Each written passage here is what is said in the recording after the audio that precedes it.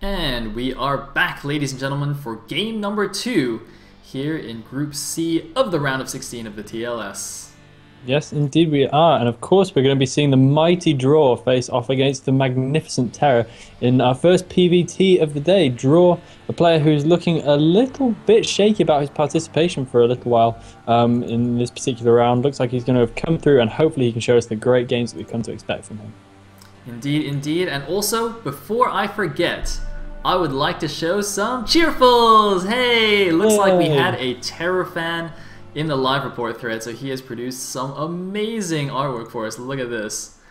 Man, I love cheerfuls. And also we got a cool little TLS banner thing as well today, so that's pretty awesome. See, that's great. By the way, in case anyone doesn't get where this comes from, this was actually from Elegant when casting one of the qualifier games, I think, that TerrOr played. TerrOr was just like flooding the map with bio, and you dubbed it Sauron Terran. So there you go. This is just for you. Oh, how reaffirming! Brilliant. Thank you, maker of cheerfuls. And this one though is my favorite. The Sauron Terran taking out. But if anyone doesn't recognize those pictures are actually old players. So that's dRaW and Dodie on the ground, and that's Eonzarg's head on his mace. Oh man, if somebody came at me with an Eonzarg head mace, I would be pretty freaked out. That's so good. I just love that picture. Oh god. Sauron Terran. Alright, cool. So, now that you guys have an idea of how awesome TerrOr is, we can talk a bit about dRaW, but actually, if anyone's watched any of the qualifiers, you should equally know how awesome dRaW is, because he played some absolutely amazing PVCs in the qualifiers and in the group stages as well. So very, very cool there. Although I don't think we've seen a PVT of his yet, have we? I don't think I don't think we have. That's strange, but yeah, I think you're right. No Terrans in TLS, man. Yeah, well, yeah. Maybe one fewer after today. Indeed. Well, with that, let us go into game number 2, our first PVT of the day. Let's go for it. Versus TerrOr.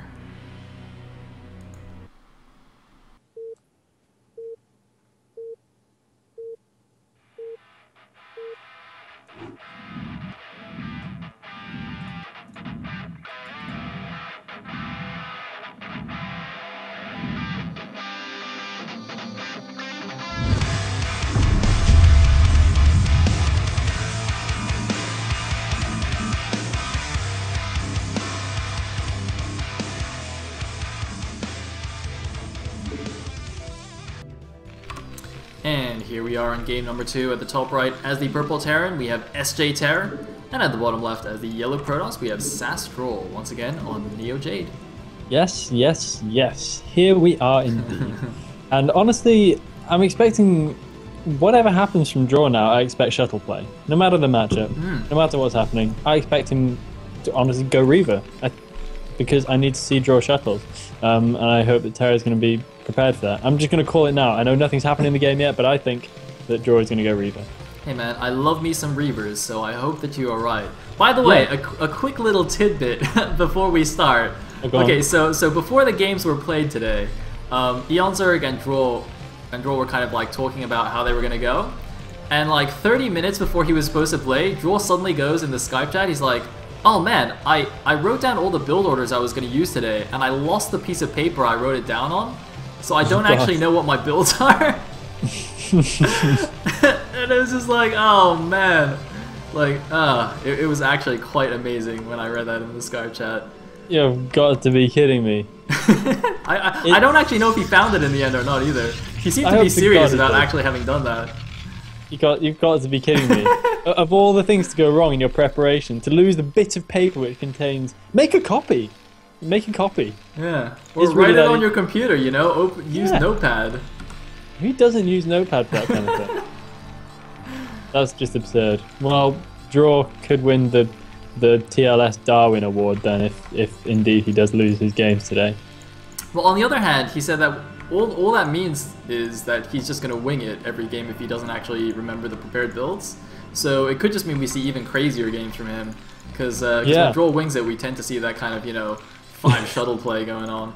He's already done something non-standard, by the way, which is go for Zealot first and make a second pylon instead of take gas. So I'm a little bit curious about this because he hasn't actually proxied the gateway either. A lot of times Terrors will like just proxy a single gateway to put on Zealot pressure, but he's just made it in his base and made a Zealot, so I'm a little bit curious. That's actually really interesting, and the second pylon at that stage usually indicates an early second Zealot, but it looks like he's going to go for a fast expand build right here. He's building up quite a lot of cash in the bank, showing no signs of making his gas, so this is a build I haven't seen for a little while, and I think it can be really good. Is this like the Bisu versus Flash on Aztec build? There we go. Where he goes 1-gate Zealot? That's the one you're talking about, right? Yeah. He goes 1-gate Zealot. It was wasn't it Winners League Finals or something?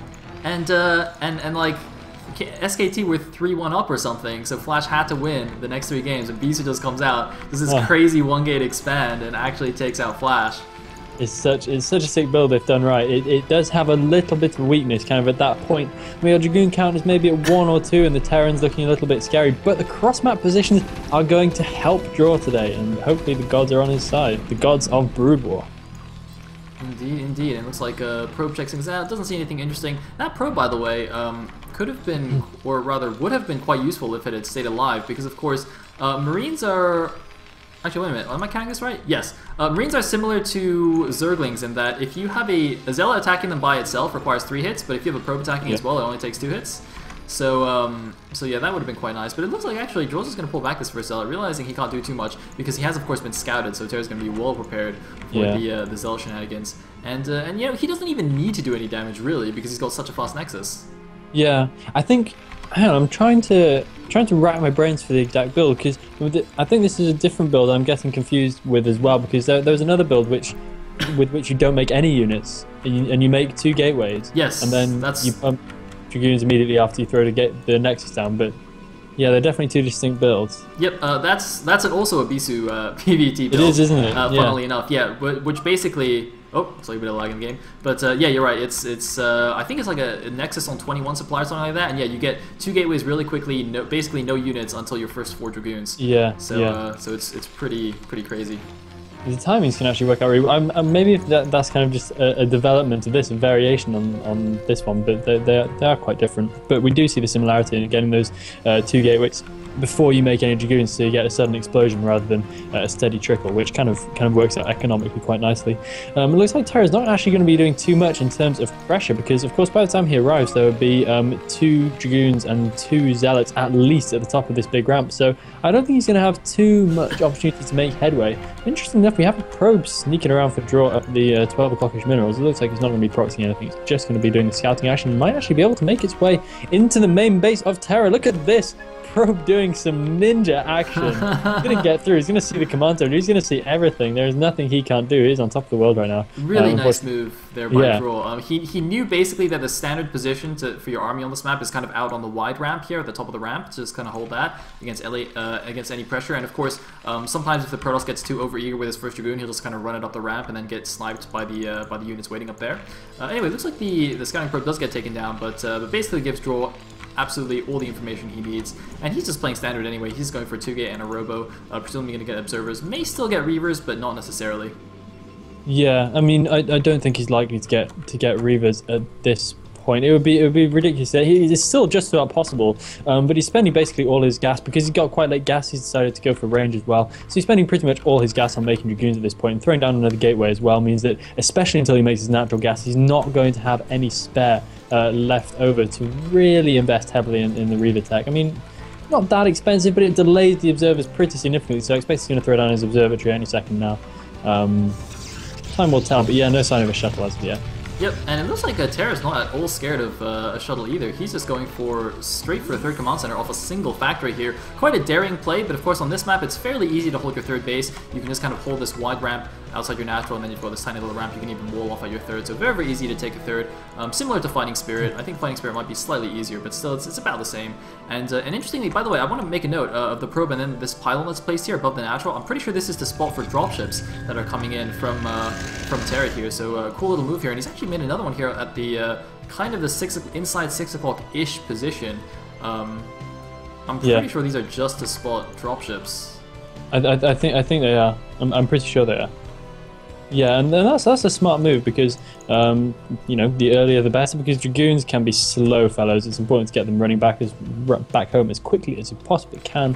Otherwise, you're going to start losing probes and it's going to be bad. His first observer pops out now, so he can start to really move out on the map. And it's been a while since he's been able to make any real headway with any of his units, so it's time to do some mine clearing because, of course, those mines give the Terran a little bit more vision than Draw would really want. Indeed, and notice he's only moving out with 3 of his Dragoons, making sure that he's got a few Dragoons at home to prevent any kind of vulture run by. A very classic mistake that Protoss make is they just, you know, send all their first 6 or 7 Dragoons out to clear mines, and then the Terran just runs, you know, 5 vultures into the main and kills all their probes, and that's basically the game right there. So good careful play there from Droll. However, the Terran's third base is already mining, and third base hasn't even started yet for Droll, and it's going to get delayed here even more by these vultures. So he's going to make something happen. And the thing is, he doesn't actually know about the third base yet either. He's using the first ult to do mine clearing instead of sending it directly to the Terran's base. So he actually doesn't realize how far behind he's getting right now. No, I mean, it is a risky position. I mean, he can still put the pressure on. It's not ideal because we have Terra sitting on top of that rather nice ramp, and he's well turreted up. He's got a couple of mines sitting around as well. But if you look at his tank count really not looking so good. He's got 1, 2, 3, 4 siege tanks only, 2 of them not even sieged up. So Draw still definitely has a window of opportunity. And having said that, he has just produced a shuttle as well. So how well has he called this? It looks like he may have clairvoyantly seen what his opponent was going to do before he did it and prepared this build specifically. He's now moving a lot of units up towards the natural expansion of Terra. And he's got Zealots in a shuttle as well. And this is the perfect unit composition with which to go forward and with which to break this position. So I think Draw might be onto a winner with this strategy. And now it's all going to be about his execution.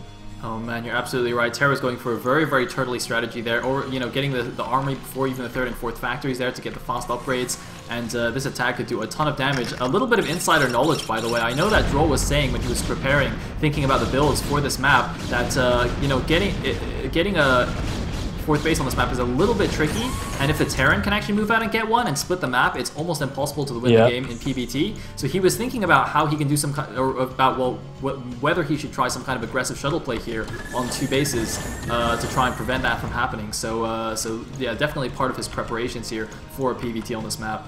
And it looks like he's got a probe at the top left, potentially to take a 4th now. I think maybe he's missed his opportunity to do any kind of break. I mean, he looked like he kind of fancied it at the 3rd. I'm surprised he went directly into the small ramp at the 3rd. You see a lot of players, well, when they try this kind of thing, to go for that big ramp right there in the middle. I mean, I know it's uphill, but nonetheless, it would have been a far superior position than to try and get through that supply depot wall. So I'm a little bit surprised at his decision right there not to try and go through the middle. But, I mean, it is quite well defended, and Terra, seeing the danger, is throwing down an extra bunker as well, which just makes life that little bit harder and has mined up a bit more. So I think that Draw's window of opportunity is definitely slammed shut for the time being. So the 3rd base, definitely the right decision. But now it becomes the 4th base, definitely the right decision, rather, excuse me. So now it becomes a game of Draw having to play catch up just a little bit because the economy's been on the back foot for a little while. However, it looks like Terra not actually producing SCVs is not exactly incredibly well saturated, so his economy isn't going to be as far ahead as it may possibly be, and perhaps this signals some kind of a timing attack. Yeah, it's actually quite interesting because he just, you know, once that 3rd base was established, he's now had a factory explosion. He's gone up to 9 factories, and the tables have kind of turned. So now Droll's the one who's kind of skimping on the units, skimping on the infrastructure to try and catch up in the economy. He's, you know, he's going for the 4th base relatively quickly. He's going for the Arbiter tech, and he's still only got 4 gateways against the soon-to-be 9 factories of Terra. So he's the one now hoping, saying, okay, I hope Terra doesn't do some kind of huge push in the next, you know, 3-4 minutes, and lets me get my own infrastructure up, lets me get my own gateways up. Because, you know, if Terra moves out right now with 9 factories pumping, even if the initial engagement doesn't go fantastically, just the reinforcements alone may be just enough to kill Droll. So Droll's got to be very, very careful here how he handles this. Droll has to handle this smartly. If the Terran were to move out, it would be all about playing the delaying game and just trying to get things established as well as possible. Featuring some beautiful gateway placement, I have to say, from Mr. Droll. I am a big fan of that, having been an absolute harangue fanboy. I like to see when people, you know, carry the torch, keep their gateways looking pretty. I think it's very, very important. I think it's a cornerstone of Protoss society. And he's now throwing down a whole bunch of them, and he's got his Arbiter tech happening as well, so fairly soon he's going to be in a much more stable position. He is also doing a decent enough job of preventing vulture harass. He's got Dragoons positioned around the map, which is something you often don't see from lower level Protosses, so this is always good to see from a high level guy such as Draw, making sure to keep himself nice and safe. And Terra's just going to keep scouting around though, but it looks like he's going to be pretty hard pressed to find any kind of opening. Man, I gotta say, draw's observer positioning is fantastic. He had 2 observers on the 2 side paths from Terra's base, so he had dragoons on the high ground. So there's 3 ways out. This main path here through the middle, which he had dragoons covering, and then he had obs checking the side ones for the vulture run-bys, and that's how he was able to so effectively deny all of Terra's vulture harassment right there. So definitely one step to helping him come back in the game. Although he's got to be careful with the mines. Oh, just we were talking about observer placement, he runs into a minefield with none. So dRaW really having to make his eat her own words a little bit right there. Interesting enough, Terror actually still only has 1 armory working. I'm surprised he doesn't have a second one going yet. Yep, I was just thinking that. Yeah, it's a little bit weird, but he's going to have the armor upgrade fairly soon, but his army isn't going to be that heavily upgraded. Meanwhile, I'm looking around for dRaw's forges. I see 1 forge. Is there a second? Do I find a second? Nope. I've only seen 1.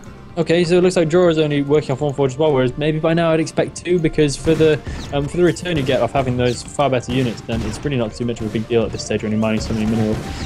But hey ho, I guess who knows what's up. I think it's slightly less important in PvT, just because I mean a siege tank does 75 plus upgrades damage per shot, so 1 or 2 armor isn't really going to cut it against that anyway. So generally you see Protoss focus more on just a single forge in this matchup compared to like PvZ where you see a lot more double forge. Although it looks like dRaw's going to run into mines once again. He's running uphill into a minefield. I don't know what the heck he's doing right now, although it looks like the rest of the army is coming in from the south. Terror actually getting caught unsieged here. The shuttle's not dropping anything. Looks like the Arbiter has no spells. He should be dropping these out to top of the tanks. No, it looks like he's just going to back up. Oh man, dRaw's army is scattered here. It looks like he got completely out of position. And Terror, even though he had to engage while he wasn't sieged up, is still able to completely force dRaw's army back. Yeah, that was a really, really bad engagement for dRaW, and that didn't need to happen because he has an observer in a decent position over that high ground up near the Terran's naturally fountain, so he should have seen this moving out much earlier than he in fact reacted to it, and he should have been able to get his army into a great position, and he kind of really missed an opportunity there because Terror, as he moved up that big ramp, had a very, very widely spread out army with a long conga line of tanks, so I think had dRaW been a little bit more aware, he could have been on top of this, but he's going to be in trouble now. He doesn't have the speed zealot count. He's going to have to dash down the ramp and try and do some damage to the Terran army. He's dropping the zealots in the middle of the Terran tank force and lands 1 nice dace as well, which might just give him the edge in this battle. dRaW is continuing to push forward. He's not going to retreat this time, and he may just about be able to take this. Terror is backing off and he's going to try and reposition himself, but dRaW is macroing very, very comprehensively right now, and it's going to go to the Protoss in the end of the battle, I think, with Terror just being forced to retreat. Very, very close shave for dRaW right there, but in the end he's able to look fairly comfortable, even if that is somewhat of an illusion because it was a pretty hairy moment back there for him, and Terror is forced to regroup, leaving dRaW in what I would say is a pretty good position, unless of course he loses the top right hand corner, in which case he's going to be forced to think again. Man, I cannot believe he held that, and wow, and now that he has held that, I think, yeah, Terror, I mean, he's moving to the top left here, but he's the one who really has to make something happen, because dRaw's also taking the bottom right bases. So, you know, if that's allowed to go up here, it'll be 5 bases against 3, with dRaw having, you know, done a decent army trade there, although it looks this top left base is looking in serious trouble right now. Huge army going there, and dRaw's army not actually in position. Looks like dRaw's not even going to try and defend it, just re-expanding to the bottom right natural instead, although that means he will have to sacrifice all of these probes here as well, which is, yeah, quite a few probes. Not ideal, but I don't think there's anything too much he can do about it right now. There's no point suiciding his army if he knows he can't actually engage just yet. And meanwhile, his gateway count is still not fantastic. He's actually still at equal gateway count to the factory count, which is generally quite bad. You need more gateways. I mean, he does have 2 Stargates as well, but still, his ground army is going to be a little bit weaker than it should be, I think. Yeah, I'm surprised he didn't have lots of gateways thrown up in the top left-hand corner. I would have thought that that would have happened already. It looks like he might manage to save that probe army by hiding them kind of in the top right of that base, but yeah, I'm really surprised that he didn't go for the big gateway count right there, which might have really helped him in this situation. He is being able to split the map quite comprehensively, which is going to leave Terror with a bit of an uphill battle. But as we can see, Terror not so far behind dRaW right now on the supply count. So our Terran friend definitely still has legs in him, having taken out that top left-hand corner. He's going to be able to grab all those probes as well, which is a nice little bit of a windfall for him, given that they might have managed to escape after all. And I'd still say this is looking pretty even for these guys. Terror looking like he's fancying his chance at pushing again. He's now got his 1-1 upgrades done. Still no second armory though, and his 1 armory isn't working, so he's going to be maybe put a little bit behind because of that. We have 1 Arbiter running around the map now, but I think it may have been EMP'd. Did it get EMP'd? Do we even have science vessels? I don't think so. I haven't seen a single I science haven't seen a science vessel either, so presumably not. Yeah, Terror seems to be kind of forgetting about his tech here, not getting +2 upgrades, even though he's got a science facility, not getting any science vessels, and obviously not getting the EMP upgrade either. So yeah, a bit of Bit of a mistake there from TerrOr, and by a bit, I mean, that's actually quite a serious mistake, because once you go to late game, if you don't have EMP, there's no way you're taking out the Protoss army. But he is going to do some nice Vulture harass here at the bottom right. Oh man, probably going to take down all of these probes right after massacring the probes at the top left as well. Looks like a couple of probes survive. He's actually not even paying attention now. He could go back and kill the rest of the probes. Okay, now he's paying attention and going to finish off all of the probes. Yeah. So that's another pretty nasty hit for dRaW, and whilst on the minimap he may look to be in a pretty nice position, realistically he's not backed up by that much. He has a fair amount of money bank and having just maxed out, but I don't think he has the gateway count that he needs to take him forward in this game. If TerrOr decides to push, which, you know, that's the only thing he's got left to do, he's on 200, then this is going to be quite nasty. dRaW being a little bit cute, making some photon cannons in the top left-hand corner. I'm not quite sure why 2 is necessitated. I would have thought that 1 would be good enough against the Terran opponent just to delay that command center, but never mind. It looks like the command center is going to go up anyway, making those photon cannons pretty redundant. I actually can't explain why he's making more. dRaW. It's the 17-minute cannon rush, man. It's good time. Yeah. See, it's because he forgot his build, so now he's just going to make cannons.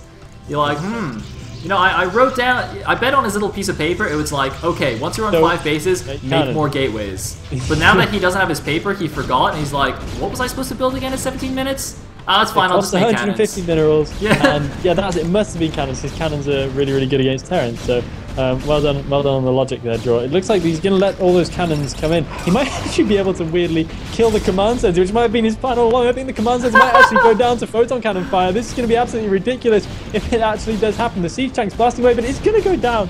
That is one of the weirdest things I've seen all day, Sale.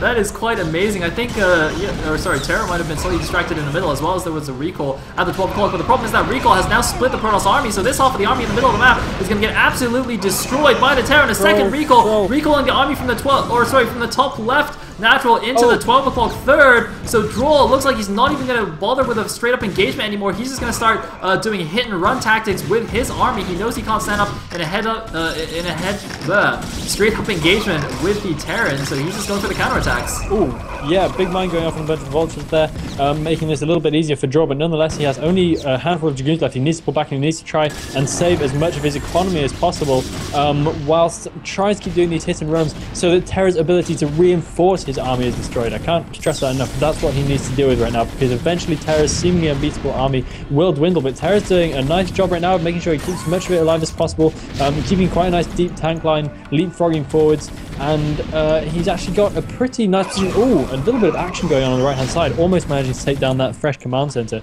Didn't quite see what happened there, but it looks like dRaW is trying to stay as active as possible, but he's losing a fair few of his units at the Terran natural. It looks like all those Dragoons are going to go down without taking out that command center. Meanwhile, he's lost the control of his natural. He might be losing his main fairly soon as well, which of course where all his gateways are. He has 3 more gateways down in the bottom right hand corner, but that's not going to be enough. You need far more than 3 gateways at this stage of the game as Terror pushes onwards towards that bottom right hand corner position, and things look a little bit questionable for dRaW at this point. Yeah, and another big thing is that he was floating at 4,000 minerals there for a second, so he definitely could have had a lot more gateways out at the bottom right, but he just doesn't, although he is making DTs, and that is exactly what you do when you're in emergency mode as Protoss. The emergency DTs to take out the Terror, and there's no science vessels with these army, and if Terror doesn't pay attention and scan in time, he could easily lose a lot of siege tanks without even noticing what's going on. So, so that's definitely a risk there. The DTs aren't quite out yet. Oh, they're just now out. He's got to go send them. They might be in time to save this base if Terror doesn't notice and doesn't scan in time. The main base, meanwhile, is under siege here. Looks like dRaw's re-rallied all his gateways back into his main base so as not to just suicide the units out. Meanwhile, retaking the top left base. He just wants to take bases all over the place. Oh, he's actually going to clean up with the random zealots from the top left. It looks like he actually defensively recalled them. There's a scam, but it looks like dRaw's going to clean up this attack force at his bottom right and save both bases. He is actually going to hold this attack force. I didn't think he would, and it looks like he's going to be able to hold on to his main as well. Can dRaW actually do this? Terror is looking in a decent position, but his economy, again, not quite as strong as it would look on the minimap, because he has a command center kind of floating around at the top left, command center floating out at 12 o'clock, command center just about scraping by on the bottom right-hand side, which looks like it's going to go down now. I think dRaw's going to be able to seize control of that back. Terror doing a manly job trying to defend that. He's got 2 siege tanks ready and waiting, but I don't think it's going to be enough. Oh, eating a fair amount of spider mines on the way in. dRaW needs to be a bit more careful on that, because his army is a precious commodity at this stage. It looks like most of the zealots are in fact going to go down, but he will gain control over that position, and he might be able to take down the command center while he's at it. And if Terror is just a little bit slow about lifting it off, it looks like the command center is indeed going to go down. Meanwhile, Terror a little bit distracted up at the top left in the corner, dealing with what looks like a little bit of Dragoon pressure, but he's going to be able to beat off what remains of that. And Terror once again resuming pushing. It looks like he's moving out with another fairly significant army. I wouldn't be surprised if he just opted to pull back a little bit, split the map, and play it a bit more calmly, knowing that he has an economic advantage. Yeah, I just realized TerrOr seems to have a very heavy Goliath composition here, which isn't particularly efficient. I don't actually know why he's made this many. Like, you don't need this many unless you suspect your opponent's going carriers, which dRaW clearly isn't. No. So this seems a bit silly. Now, some people might be saying, well, if you can make Goliaths at the same supply as Vultures, why not? Well, actually, Goliaths, I believe, have a lower or maybe the same DPS against Zealots anyway. And obviously they can't lay mines, so actually even the Vultures are cheaper and the same supply. They're actually slightly better units, I would say, in big engagements. Against the ground army, at least. Yeah, they tend to be. I mean, maybe he's just afraid of getting mass stasis because he feels that's the one thing that could really damage his army right now. He feels he can go with slightly less DPS to avoid the risk of getting really badly stasis, but he's doing a nice job of pushing dRaW back up this ramp. I mean, 1DT throwing away its life, they're not going to do too much, and dRaW has to try and defend this ramp, but I don't think he's really got the wherewithal. That is a lot of siege tanks. TerrOr, where are you pulling these from? That is quite impressive, and there we go, we see those Goliath. That's really, really scary to see. That Elegant, your mic is going crazy, so I'm gonna take over. I don't know what just happened there. Sorry, guys. But oh, it looks like Elegant's coming back slightly. Anyway, it's a big storm on the army, but dRaw's got basically no units here. It looks like the Arbiters have no energy either. He cannot defend this base. His top left base is basically not mining, and dRaw GG's out. Oh man, it was looking so good there for a second there. It looks like he was coming back into the game, but TerrOr closes it out and goes on to the winner's match to play against eonZerg. It's looking like dark times today, Sale. Our Protoss heroes are in trouble. Two of my favourite players personally in this tournament, dRaW and Doty, are going to be meeting each other in the losers match. Oh man. So bad times. One of these guys is about to go out of the tournament. Yeah. And that's something I didn't want to have to say today. Our dreams of having two Protoss advance are already crushed. We're not even halfway through the group, and it's already impossible. My God.